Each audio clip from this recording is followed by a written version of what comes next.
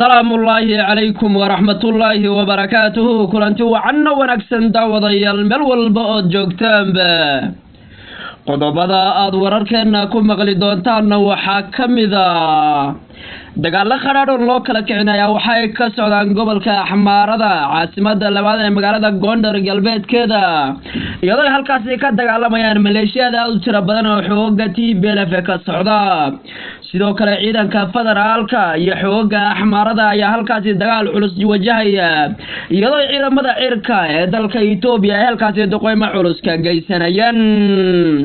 sidoo kale wasiir dawlaha wasaaradda arrimaha dibadda ee dalka Itoobiya ayaa waxa uu sheegay inayna ku jirin xoogga TPLF shirka weyn la qaban qaaminayo ee lagu talagalay in lagu jeereeyo xaaladda dalka Itoobiya inayna kamid ahayn xoogga TPLF isagoo sheegay in dawladda federaalku wax wada hadal ah la gali doonin waxa uu ugu yeeray argagixisada TPLF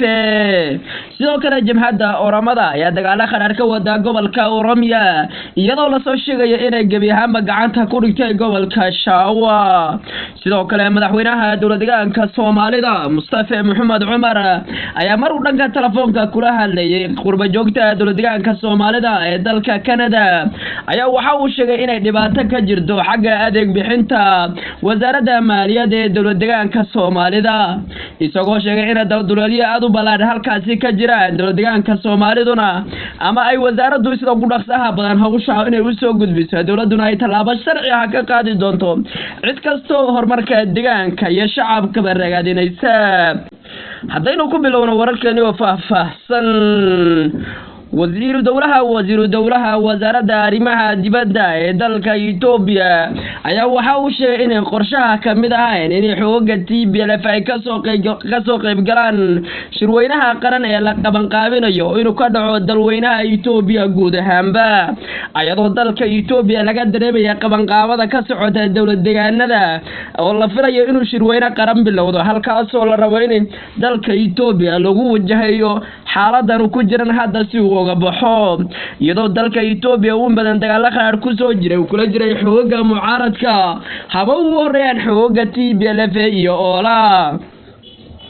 dalka Itoobiya ayaa la filayaa inuu shirweyne qaran ka qabsoomo bilaha soo socda ayadoo la filayo marka hore inay xisbiyada ka qayb galaya gaar ahaan u soo shiraan gudiyana iska soo doortaan iyadoo dawladda federaalku ay u xisaabtay komishinka u keenida saamilayda siyaasadeed iyo dawladda inteeda kale iyo qurba joogta dawlad-deegaanada dalka ay dalweynaha Itoobiya shirweyne qaran oo guud ahaan laga wada dhan yahay laga qabto wasiir dawlaha ayaa hoosta waxa uu ka xariiqay inayna kamid ahayn xoogga TPLF inay ka soo qayb galaan shirweynaha qaran ee la qaban qaaminayo isagoo sheegay xoogga TPLF ee dawladda federaalku aqoonsan tahay inay xoogga argagixiso dawladda federaalku inayna marna dhici karin shir la gasho xoogga mucaarada ama xoogga uu ku sheegay inay liiska argagixisada ay ku dareen baarlamaanka federaalka ee dalka Itoobiya sidoo kale dagaal qaraar ayaa waxay ka socdaan gobolka Axmaarada galbeedka magaalada Gondar ee caasimada labaad ee gobolka Axmaarada iyadoo halkaas 24 saac ugu dambeeyay ay ka dhaceen dagaal qaraar oo u dhaxeeya ciidanka dawladda maleeshiyadka Axmaarada iyo xoogga TPLF oo dhana xoogga TPLF ayaa dagaal qaraar ku soo qaaday gobolka Axmaarada galbeedka magaalada Gondar ee caasimada labaad ee gobolka Axmaarada iyadoo la sheegay dhulkaasi inay gabi ahaanba shacabka iska qaxeen iyadoo hubka noocyadiisa kala duwan ay soo adeegsanayaan xoogga ku dagaalamaya galbeedka magaalada Gondar hay'adaha madaxa banaan ayaa sheegay warbaahinta madaxa banaan ee ka howlgashay gobolka Axmaarada inay guud ahaanba ay shacabka dhulkaasi iskaga huleeleen iyadoo xoogga ku hardamayo kaliya ay dhulkaasi ku dagaalamayaan sidoo kale ciidamada cirka ee dalka Itoobiya ayaa duqeymo culus ka wada deegaanada ay dagaalada qaraar ka socdaan iyadoo xoogga TPLF ay dib ugu soo guriyo noqonayaan gobolka Axmaarada ilaa waqti ay ka bixan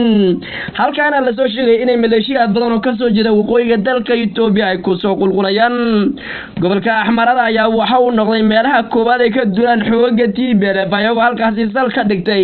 sidoo kale waxa la sheegay ilaa waqti ay TPLF ay ku dhawaaqday inay gabi ahaanba ka baxday gobolka Axmaarada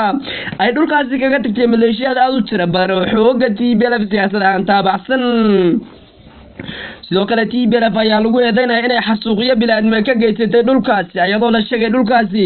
inay gebi ahaanba ay cagta marisay dalka gobolka Axmaarada ku nool sida gobolka Woldia ee meelihii dhaqaalaha ka soo galayay dowladdeegaanka Axmaarada iskuulada jaamacadaha iyo kaniisadaha inay gebi ahaanba xooga TPLF ay burburiyeen sidoo kale waxaa la sheegay xooga TPLF inay xasuuq baan ka geysteen gobolka Axmaarada iyadoo la sheegay dad maati ama dad shacab oo dad rayid ah inay halkaasi ku xasuuqeen dagaalka dib uga soo cusboonaaday galbeedka magaalada Gondar ayaa la sheegay inuu aad u culus yahay iyadoo dhulkaasi ay dagaalada ka socdaan aan wax ka soo warbaahin oo gali karta ayna jirin ciidamada cirka dalka Itoobiya ay duqeymo culus ka geysanayaan deegaanadaasi sidoo kale jabhadda Oromada ayaa la soo sheegay inay dagaaladeedii ballaarnaa ay sii xoojisay iyadoo la arkay jabhadda oo isku sii ballaarinaysa deegaano ku tirsan magaalada Addis Ababa oo ka tirsan gobolka Oromiya waxa ka socda dagaalo aad u qaraar ah dowladda federaalka Itoobiya